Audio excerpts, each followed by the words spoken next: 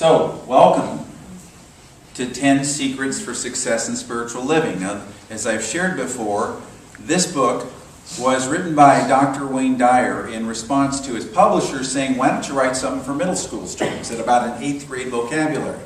And in so doing, what he found was adults could understand it better too, and the people who bought it weren't 8th graders, it was people like you and me, and he placed his entire philosophy in 10 short chapters, which we're going to go over in 7 weeks, in which he is able to explain it in a simple way. Now, I'm going to be departing from the book a lot, trying to flesh it out. We're going to be going on Sundays over what's in the chapter, but also we're going to be going on Tuesdays deeper. We're going to have small group work. You get to dialogue, ask me questions. I'll be teaching the things that I didn't get around to on Sunday morning. And it's going to be an adventure. It's an adventure of his entire philosophy, kind of the Reader's Digest condensed version of Wayne Dyer. And what is he trying to get across? Well, first of all, today we're talking about the easy stuff, like what is God and who are you? Not so easy. A lot of people have many different opinions about it, and I'm going to say some things that may sound a little bit, well, shall I say blasphemous, but I'll try to explain them. You know, Eric Butterworth had a quote that people really struggle with in unity. And he said this: traditionally, we've always prayed to God. Well, let's follow the idea, be still and know that I am God, and then get into the consciousness of oneness, feel the presence of infinite love and life and power, which is present in us and as us. Moving past the need to pray to God and using that perhaps as a point of departure, an entry point for an experience of God. Now, this is tricky. How do you do this? You say, well, I want to pray to God. And to which I say, then do. Because as Dr. Ernest Wilson used to say, sometimes I need God with skin on. I need God in a subject-object relationship. It's perfectly fine. And realize that all of your understandings of God are simply tools that you use in order to grow and learn and to experience. You know, if you went to a person who was very orthodox and they went into a cathedral and they lit a candle, you wouldn't go up to them and say, well, how ignorant of you to think that by lighting a candle that a wick and a wax and a flame is going to make your prayer answered. Well, of course not. And if they have a spiritual understanding, they know that too. It's just a means to an end, an opening point, a point of departure through which they get to have an experience. But what is this experience? It is the I am God experience, which is very interesting because it has to do with what point of view, where you live your life from. I have some visual aids, I have all kinds of analogies, but I want to share these here, which is Exhibit A and Exhibit B. And the first one is, you are here. You know, when you go down to the Woodfield Mall and they got 250 stores, the first thing you want to find out is not where the store is, but where you are. What is your point of view? What is your vantage point? And you find out where you are. Well, here's the you are here. And the idea of the spiritual path, in short, is to move from that to this. From the you are here in the peripheral, outside of you, the ego, the personality, self, and the body. You have a body, but you are not your body. You have a personal self, but you are not even your personal self, your ego. To the I am God aspect of you, which is at the center of you. Somebody said, well, I am God. That is blasphemous. From this point of view, it would be.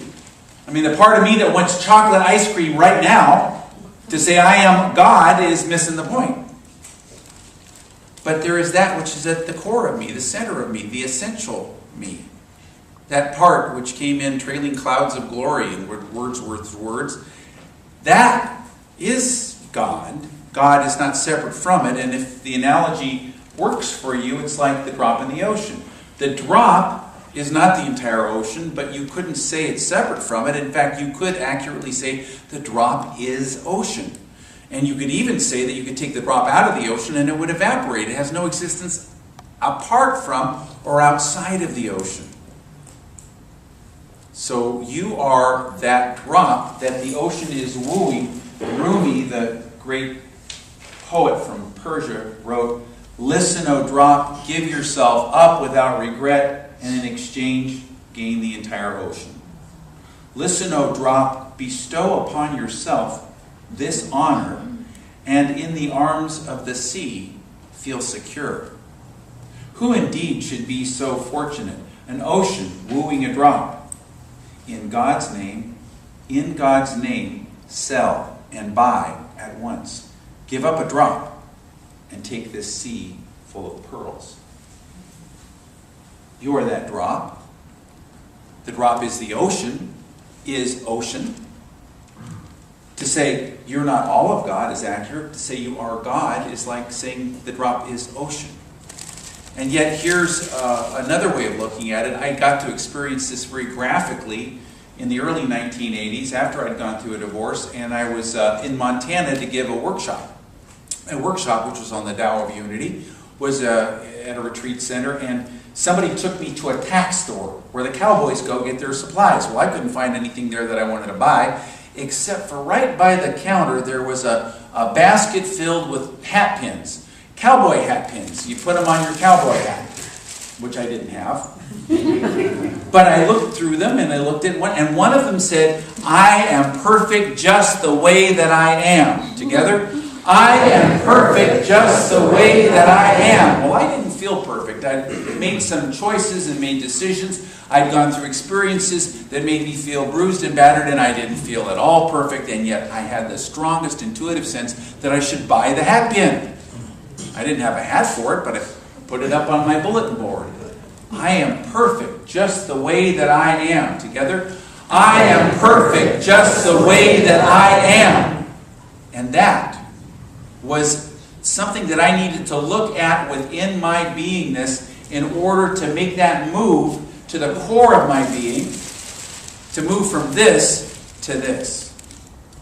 To move from that peripheral self, that part of myself that thinks it's separate from God, that thinks it is a drop that is going to evaporate, and to move into that ocean, to put myself at that very core, at that very central part of my beingness.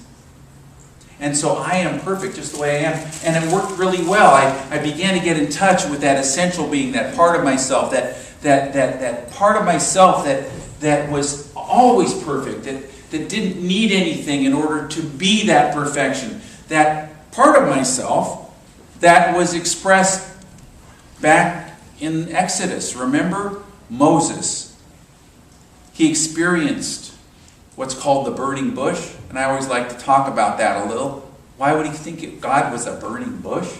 Because it was nighttime and there was light, and it was coming out of this area where there was a bush, and they didn't have anything but fire to light up the night, so of course he thought it was burning. But it was light. So many people have spiritual and mystical experiences of light, and there was Moses looking over there, and there was this light, and it was talking to him. And it told him to take the children of Israel on the Exodus, and when he was done, he didn't know how he was going to convey this to people, so he said, who should I tell them sent me? Who's talking to me right now?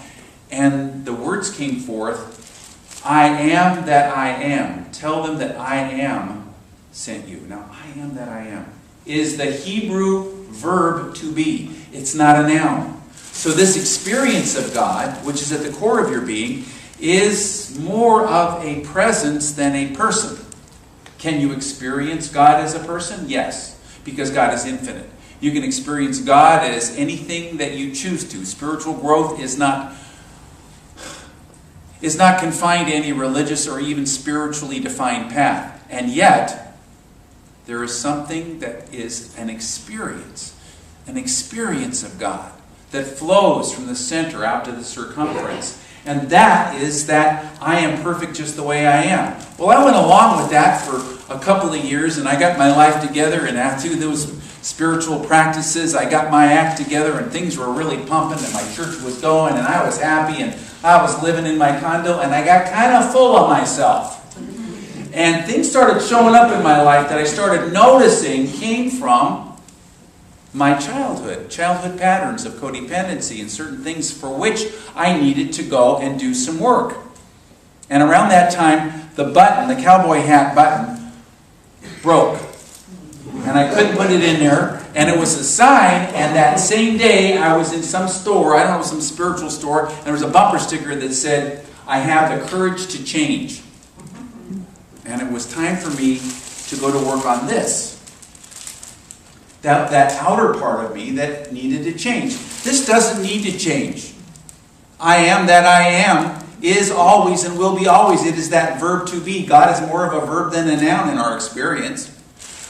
But I needed to work on myself because I've gotten a little full of myself. So it was time for me to work on I have the courage to change. Together? I have the courage to change. And you say, which is it? And of course it's a paradox. It's a wave and a particle. Search as a candy mint, search as a red tastes great, less filling.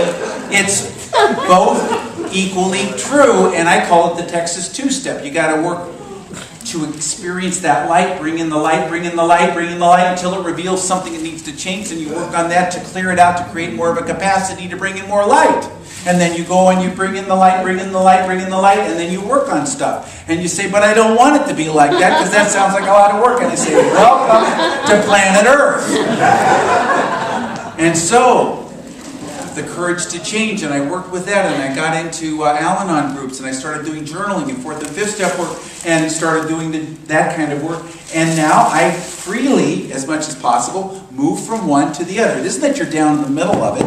It's that you do whatever's necessary and bring in the light, do your spiritual practices, have the experience of God until it brings up, because love brings up whatever's in its way, whatever's in your subconscious, in your childhood patterns, whatever that needs to be worked on. And then that opens up a greater capacity for more light. And then that'll reveal more of this. And you just go back and forth and you say, well, that doesn't sound like much fun. And sometimes it's not, but it's joyous. Oh, it's not always happy and sad, but it is joyous. There is something beyond the opposites that is a joy of spiritual growth. And I invite you to experience that which is beyond both the pleasures and pains, that is essential to your being. You are that drop experiencing the ocean. And this means letting go of your false identity with your outer self. Both your body, which I think most of us can acknowledge we're not our bodies, and your personality ego self. And you say, well, what is that? That is the vehicle through which you are living, moving through space and time. It has value. It's not terrible, but it has a limited value. And there's a time at which you need to move past it and to let go of it. Jesus wrote about this, and the analogy is the personality self, the outer self, is like clothing. See, I'm wearing a suit. And you know people that are all caught up in their clothes, you know, I'm my suit. And then there comes a time when you realize I'm not that. I'm not my body. I'm not even my ego personality self. And Jesus talked to his disciples about it in Thomas. And he talked about it in a metaphor of stripping your clothes off. And you ever heard be naked before God? Well, this is coming from Jesus. It's a little juicy. His disciples said, when will you be revealed to us? How can we see you? And he said, when you unclothe yourselves and don't feel ashamed. When you can take your garments off and lay them beneath your feet like little children do and then trample on them, stomp on them. Then you will see the Son of the Living One and you won't be afraid. What is that? It is being willing to take off the false identity of the outer stuff and like a little child who doesn't have put on any airs, see that that's not who you are, because children are just essentially who they are, the little ones. And he talked about this over and over and over again, becoming as a child. And a child is in touch with that essential self. So this is what we're talking about here. What is God? God is an experience more than anything else. And who are you? You are that experience having its expression. And as I shared a moment ago, the difference between the great ones such as Jesus and you and me is that Jesus knew he was an expression of God, and we're working on it. And we're evolving into that understanding just as he continues to grow and evolve and learn and do many, many things. Sophie Burnham, the woman who wrote those great books about angels, said, if you could just experience God directly, you'd never be afraid. You'd know that there's always more. You'd want to sling yourself into the sea of love that is God and glimpse the other side. But how do you do that? I want to have that experience. I often share about Jane Elizabeth Hart saying, don't you want to get to know God, Greg? How do you know God? Well, how do you experience the beating of your heart? It's always been beating there, but you weren't aware of it. You go around day after day not recognizing that there's this incredible life source circulating the life blood in your body 24 hours a day. Similarly, there is that which is beating within you, which is your God self, your core essence, the essential part of your being, and it's always expressing 24/7. And how do you get in touch with being aware of it? The same way. You got to get quiet enough, still enough, slow down enough to feel your physical heart beating, don't you? And you also have to do the same with your spiritual heart. And enter into an awareness, a relationship with that spiritual essential heart of you. If I want to get to know you better, I've got to hang out with you, don't I? I've got to listen to you. I've got to be present with you. Our daughter Rosalie a couple of years ago was in health class, and one of the assignments in health class was to have a conversation with their parents over dinner. And the class was in an uproar, and kids were raising their hands saying, you mean we got to eat with our parents? You mean no TV? You mean we've got to talk to them? And some of them said, that's awkward. If you want to have a relationship, you have to be present. You've got to spend time. You've got to get quiet. You've got to move into that. And that's why we have on Tuesday night our meditation time. But understand that when we move into that time, we have experiences. You know, I brought in this silent meditation on Tuesday night, and it was a big controversial deal when I came here. We had a woman come into the office who'd been coming to this church for years, and she said, this is terrible. I think it's awful that you have silence on Tuesday nights. You should stop doing it. Why? Well, because I sat down and I was uncomfortable. Well, there was something obviously coming up for her to let go of. A you are here that needed to shift. But she wouldn't have any of it, and I've never seen her again. We had other people who, when they'd close their eyes, they'd see light. They'd open their eyes, it would be dark. They'd close their eyes and see light. And they did. It kind of frightened them. It isn't about having phenomena happen, but you have an opening and you get to experience that essential self coming out of you, moving with you, and things start to happen. You start to experience that what? That essential self of you. I remember the Youth of Unity when I was a kid, and on my way back from my conference, there was a girl who sat next to me, and I had a comic book with some metaphysical stuff in it, and she was interpreting it. And we just started talking, and then we just became, and this sounds woo-woo, we just looked into each other's eyes, and we knew what the other one was thinking. And she went off, and I just went between the cars and looked out, and looked at the West Texas sky in the train, and I started journaling, I started meditating after that. It was an opening in my beingness. Now, we just spent a week doing spiritual practices, very deep ones, in the Youth of Unity Conference. My daughter says that she went to the Youth of Unity Conference this last year, and kids' lives changed. People got off drugs. People began to have spiritual experiences, and she did too. And you will have experiences, and yet it is something that happens within you. Your reason for coming here or coming Tuesday night to be in the small groups and to discuss things and to have the meditation we're going to have and to move more deeply is not because this building and church organization has any intrinsic value, but because through practicing your spiritual practices, you open up the possibility for an experience of God that is already innate within you. You slow yourself down enough so that you start to sense that inner beating part of you. I remember this when I was in the Youth of Unity as a teenager, and we had something called the prayer panels on Wednesday nights where we would go into silent meditation for about 15 minutes. And there we were teenagers, so we goof around and joke around and do all kinds of things like teenagers do, but we would always spend 15 minutes in silence. Well, one girl in our group brought her boyfriend, and this guy was a big, rough, tough guy who grew up to be a truck driver, and he was an atheist, and he thought the whole thing was nonsense. And she said, well, come to this thing. And he said, I think this stuff is nonsense. And we said, well, just sit with us, just sit with us. And when it was over, his face was ashen, the blood had drained out of him. He says, I felt something.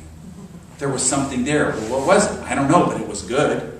And it freaked him out. He never came back, but he'll never forget that experience. Once, you know, when you open up the box of the electronic equipment that's so perfectly packed, and then you got to return it, you can never get it back in the box again. You'll never undo that experience. You will never experience that experience. Experience God. It is an experience of a lifetime. It makes your life meaningful, but you've got to let go. Oh, ocean, oh, drop. Let go of being a drop and experience this ocean, the sea of pearls. A nun, a Dominican nun, Miriam McGillis, wrote, "Humans are the being who awakened into consciousness, spiritual aware, self-reflective, that you are that unfolding universe that can think about itself. You are therefore irreplaceable and unrepeatable." Irreplaceable and unrepeatable. You are that expression of God. And when you open up to this, something happens. It's called Synchronicity by Carl Jung, but in this book, he talks about accidents that aren't accidents. You start noticing, they were always there like your heart beating, but you start noticing those meaningful synchronicities, those so-called accidents that weren't accidents, like when Megan picks the song that perfectly fits, or the daily word is exactly what you need, or you feel like somebody's reading your mail. And it's like, oh my gosh, this is really happening. You start to become aware of what we call meaningful coincidences, and you also find that things that you thought weren't serving you, weren't good for you, were the bad thing that you really wanted to shy away from, turn out to be the best experiences that are moving you, at the very least, into greater and greater spiritual growth, but certainly may move you in a direction that you need to go in. Martha Creek says whenever she has one of those experiences, "I've been spared." And somebody told me this week, I wasn't rejected, I was redirected. They went through something where they had a rejection experience, and they realized, and look at your life. Start seeing yourself as that experience of God, and the experiences that you like and dislike, all of them are cooperating with your spiritual and soul development. Your soul in evolution is moving with them. So, let's move into an experience of our affirmation. We're going to go deeper with the meditation on Tuesday night and have small groups, so I invite you to come back. Right now, set aside everything you've got there and just take a deep breath. And just imagine that arrow that says you are here, and it's been pointing on the outside. In all the events of life, in your personal ego and your body, anything that's in the outer, and imagine that you're moving that arrow to the center. That center of you that is like that heart that is beating within your chest right now. And so once again, as we move into this experience, feel the beating. Get quiet enough to feel the beating of your heart physically. And then recognize that there is also a living, beating heart spiritually at the very center of you. It's as if the heart that is beating is saying, I am one with God, my source. I am one with God, my source. Jesus said, the sign of the Spirit is a movement and a rest. And as my heart is moving and resting and beating, so my spiritual heart is saying, I am one with God, my source. Feel the physical beating of your heart and move with it into that deeper inner movement and rest. I am one with God, my source.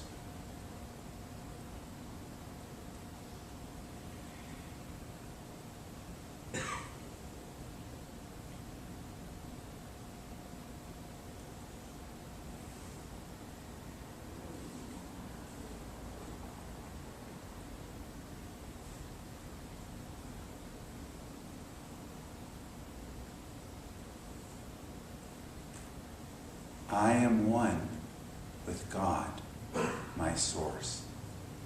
And so it is. Take a deep breath and let it out. And set aside anything you have in your hands, any pieces of paper or anything that may distract you or anyone around you. And just take this thought. I am one with God, my source. I am one with God, my source. And realize that at the very center of you is your heart physically. It's always beating, and it has always been beating. Whether or not you've been conscious or aware of it, it's always been there. If you get quiet enough, you can become aware that your heart has been circulating life through your body since the moment you were born. And there is that in you which is a spiritual heart, which if you get quiet enough, you will recognize that it has always expressed in, through, and as you from the beginning, beyond time. Get quiet enough and feel your beating heart there at the center of you, and beyond that. Get quiet enough to become aware that there is a heart within you that beats with a spiritual essence, the essential self. I am at one with God, my source. I am one with God, my source. Not separate, but beating as a heart from the center of each one of us, an awareness and essence moving out to express in every moment of every day. Recognize that you are not separate from God.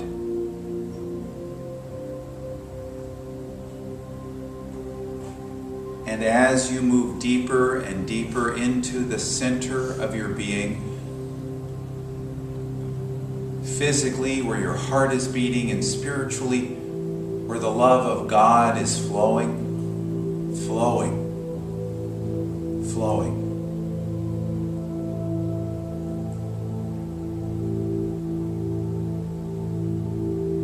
The words come forth, be still, and know that I am God. The I am that I am of me flows from the center out to the circumference of me, moves from that still point in my heart that still has a movement.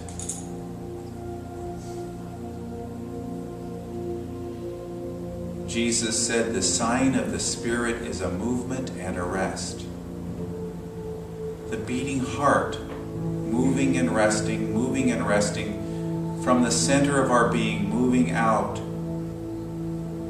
Imagine that flow, know that sacred center, and move into that central core of you.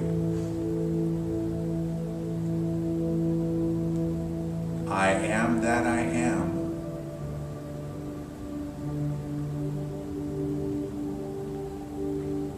Be still and know that I am God.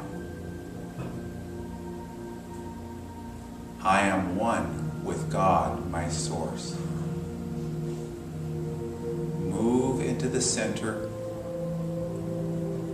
Feel your heart beating, and move beyond that beating heart to your spiritual heart.